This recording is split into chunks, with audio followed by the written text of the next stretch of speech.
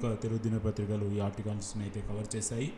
అసలు ఇది ఎందుకు ఇంపార్టెంట్ అన్నది కూడా మనం ఈ వీడియోలో తెలుసుకునేందుకు ప్రయత్నిద్దాం. ఇక టాపిక్లోకి వెళ్తే బ్యానర్ హెడ్డింగ్: కంచె గచ్చిబౌలి భూముల్లో పచ్చదనం పునరుద్ధరించండి,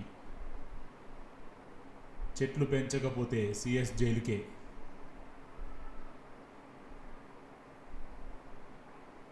లేదంటే అరడజన్ మంది అధికారులతో సహా సిఎస్ కూడా జైలుకు పోవాల్సి ఉంటుంది. తెలంగాణ ప్రభుత్వానికి సిజేఐ హెచ్చరిక. సో మీ అందరికీ తెలుసు, గత నెలలో దాదాపు నేషనల్ మీడియా మొత్తాన్ని కవర్ చేసిన టాపిక్ ఒకటి ఉందంటే అది కంచె గచ్చిబౌలి భూముల వ్యవహారం.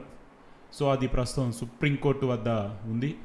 నిన్న జరిగినటువంటి హియరింగ్లో సుప్రీంకోర్టు చాలా విషయాల మీద అయితే వాళ్ళు మాట్లాడడం జరిగింది. సో అదన్నీ కూడా మనం ఈ వీడియోలో తెలుసుకునేందుకు ప్రయత్నిద్దాం. సో మొదటిగా చూసుకుంటే, కంచెని పునరుద్ధరిస్తారా, జైలుకి వెళ్తారా?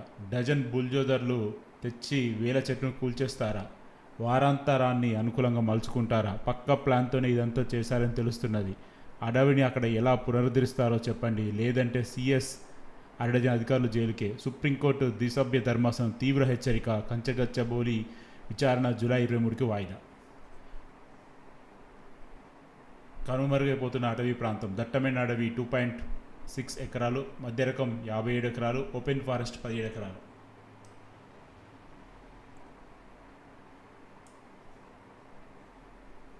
కంచె గచ్చిబౌలి పర్యావరణ పునరుద్ధరించకపోతే జైలుకు వెళ్లాల్సిందే. ఇలాంటి అంశంలో అధికారులను సమర్థించుకునే ప్రయత్నం చేయవద్దు.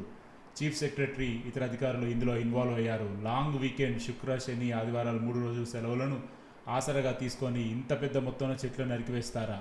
డజన్ల కొద్దీ బుల్డోజర్లు తీసుకొచ్చి విధ్వంసం సృష్టిస్తారా అని సిజేఐ సీరియస్ అయ్యారు. వారాంతరంలో చెట్లు నరకడంలో ఆంతర్యం ఏమిటని ప్రశ్నించారు. అయితే సుస్థిర అభివృద్ధికి తాము వ్యతిరేకం కాదని తెలిపారు. కంచె గచ్చిబౌలి చెట్లు నరికి 100 ఎకరాలలో తిరిగి చెట్లు పెంచకపోతే సిఎస్ జైలుకు పంపిస్తామని సుప్రీంకోర్టు మరోసారి హెచ్చరించింది. సిఎస్తో పాటు కేసుతో సంబంధం ఉన్న అరడజన్ అధికారులు ఆ ప్రాంతంలోని కొలనులో తాత్కాలిక జైలు కట్టి అక్కడే పెడతామని వ్యాఖ్యానించింది. చెట్లు నరికివేత అనేది పూర్తిగా ప్రీ ప్లాన్డ్ చర్య అని, లాంగ్ వీకెండ్ని ఆసరాగా చేసుకుని డజన్ల బుల్డోజర్లుతో చెట్లు నరికారని మండిపడింది. కంచె గచ్చిబౌలి భూ వ్యవహారంలో సుమోటో కేసుతో be the change welfare society ఇతరులు ఇంప్లీడ్ అయి పిటిషన్ బుధవారం సుప్రీంకోర్టు ప్రధాన న్యాయమూర్తితో కూడినటువంటి ద్విసభ్య ధర్మాసనం ముందు సుదీర్ఘంగా విచారణ జరిపింది. సో ఇక్కడ ఈ యొక్క పాయింట్లో హైలైట్గా ఏం చెప్పిందంటే, గౌరవ సుప్రీంకోర్టు చెట్లని పునరుద్ధరించండి, లేకపోతే అక్కడే తాత్కాలిక జైలు కట్టి అందులో పెడతామని వ్యాఖ్యానించింది అని వీళ్ళు రాశారు.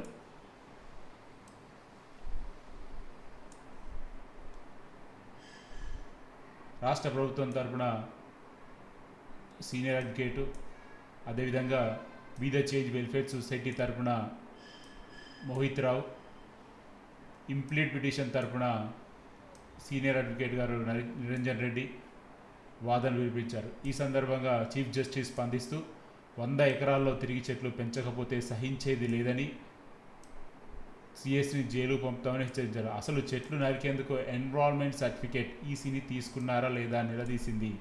తొలుత ప్రభుత్వ తరఫున అడ్వకేట్ వాదన వినిపిస్తూ గత ఆదేశాలను అనుసరించే కంచె గచ్చిబౌలి స్థలంలో అన్ని పనులు నిలిపివేశామని స్పష్టం చేశారు. వైల్డ్ లైఫ్ సంరక్షణ చర్యలు కూడా కొనసాగుతున్నాయని తెలిపారు. గత వారమే సెంట్రల్ ఎంపవర్డ్ కమిటీ రిపోర్టు వచ్చిందని చెప్పారు. దీనిపై కౌంటర్ దాఖలు చేసేందుకు కొంత సమయం కావాలని అన్నారు. 2 రాత్రుల్లో చదును చేశారు అమీస్ క్యూరీ. కంచె గచ్చిబౌలి బుల్డోజర్తో చదును చేసిన శాటిలైట్ ఫోటోలను central empowered committee forest survey of India ఇచ్చిందని అమికస్ క్యూరీ పరమేశ్వర్ కోర్టు తెలిపారు. 104 ఎకరాలను కేవలం 2 రాత్రుల్లో చదును చేశారని, అందులో 60% దట్టమైన అటవీ ప్రాంతం ఉందని వివరించారు. దీనిపై రాష్ట్ర ప్రభుత్వం రిప్లై ఇచ్చేందుకు సిద్ధంగా ఉంటే తమకేమీ అభ్యంతరం లేదని, ఈ సందర్భంగా చెట్లు నరికివేసేందుకు అసలు ఎన్విరాన్మెంట్ క్లియరెన్స్ తీసుకున్నారా లేదా అని సీజే ప్రభుత్వాన్ని ప్రశ్నించారు. ఇందుకు సింఘీ బదులిస్తూ సెల్ఫ్ సర్టిఫికేట్ తీసుకున్నామని తెలిపారు. గత విచారణ సందర్భంగా దీనిపై కోర్టు అభ్యంతరం తెలిపిందని, సుదీర్ఘ వాదనలు జరిగాయని తెలిపారు. సుదీర్ఘ వాదనలు జరిగాయని చెప్పారు. 50 హెక్టార్లకు పైగా ఉంటేనే ఈసీ క్లియరెన్స్ తీసుకోవాలని ఉంటుందని, చెట్ల ఎత్తు ఆధారంగా సెల్ఫ్ సర్టిఫికేట్ తీసుకుంటే సరిపోతుందని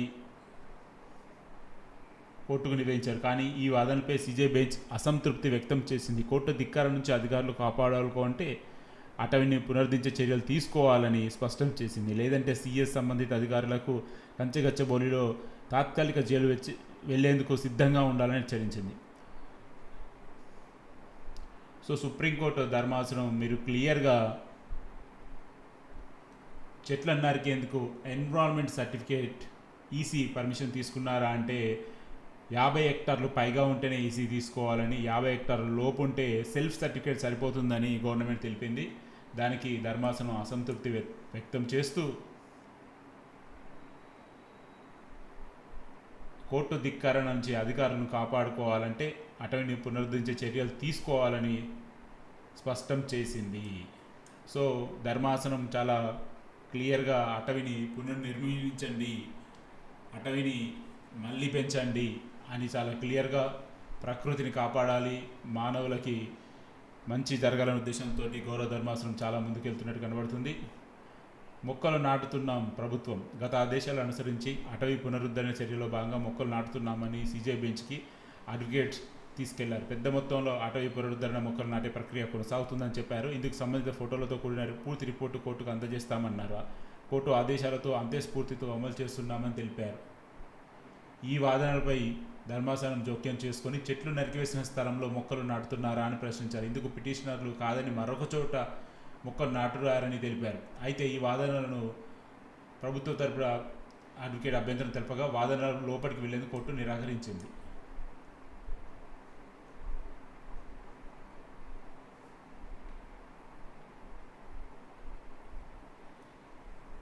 సుస్థిర అభివృద్ధికి మేము వ్యతిరేకం కాదు. సీజే కంచెగచ్చబౌలిలో పర్యావరణం పునరుద్ధరించకపోతే జైలుకు వెళ్లాల్సిందే. ఇలాంటి అంశంలో అధికారులు సమర్థించుకునే ప్రయత్నం చేయవద్దు. చీఫ్ సెక్రటరీ ఇతర అధికారులు ఇందులో ఇన్వాల్వ్మెంట్ అయ్యారు. లాంగ్ వీకెండ్ శుక్ల శని ఆదివారాలు 3 రోజులు సెలవు ఆసరాగా తీసుకొని ఇంత పెద్ద మొత్తంలో చెట్లు నరికివేస్తారా?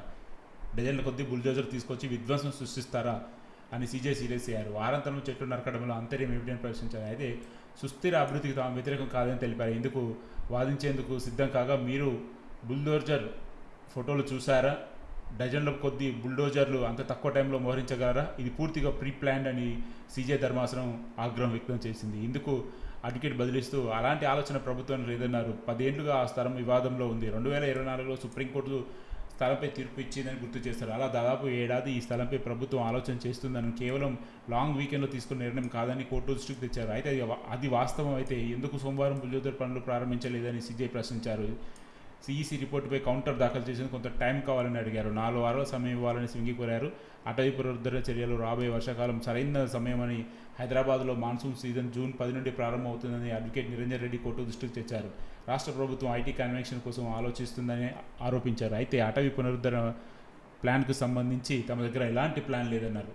ఐటీ కన్స్ట్రక్షన్ ఆరోపణపై సింఘవి అభ్యంతరం తెలియజేశారు. వైల్డ్ లైఫ్ గురించి రిపోర్టులో అంశాలను సింఘవి ప్రస్తావించేందుకు సిద్ధం కాగా సీజే అడ్డుకున్నారు. అసలు వైల్డ్ లైఫ్లో జింకలు నెమ్మలు ఉన్నట్లు ఫోటోలు స్పష్టంగా ఉందని తెలిపారు. తాము అక్కడ ఏం నిర్మిస్తారనే అంశంలోకి వెళ్లడం లేదని, సుస్థిర అభివృద్ధికి తాము సహకరిస్తామని చెప్పారు.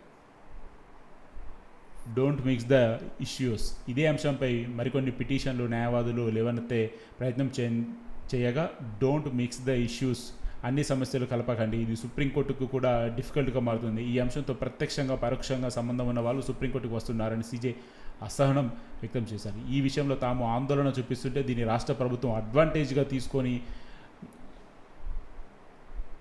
అనంతరం ఇదే కేసులో రిట్ పిటిషన్ దాఖలు చేసిన అడ్వకేట్లు మోహిత్రావు బుల్డోజర్తో చదును అటవీ నిర్మూలిస్తున్నట్టు ఫోటోగ్రాఫ్ను అటాచ్ చేసి చూపారు. దీనిపై ఇప్పటివరకు రాష్ట్ర ప్రభుత్వం ఎలాంటి కౌంటర్ ఫైల్ చేయలేదని ఇందుకు స్వింగి బదిలిస్తూ సుమోటో కేసులో రాష్ట్ర ప్రభుత్వం దాఖలు చేసిన కౌంటర్లో అన్ని అంశాలు ఉన్నాయని, దీనికి కౌంటర్ కాపీని సంబంధిత అడ్వకేట్ అందజేయాలని ధర్మాసనం తెలిపింది. తదుపరి విచారణ ఈ నెల 23కి వాయిదా వేసినట్లు వెల్లడించారు. సో ఓవరాల్గా చూసుకుంటే గౌరవ సుప్రీంకోర్టు ధర్మాసనం అయితే పర్యావరణాన్ని కాపాడి ప్రజలకి నాణ్యమైన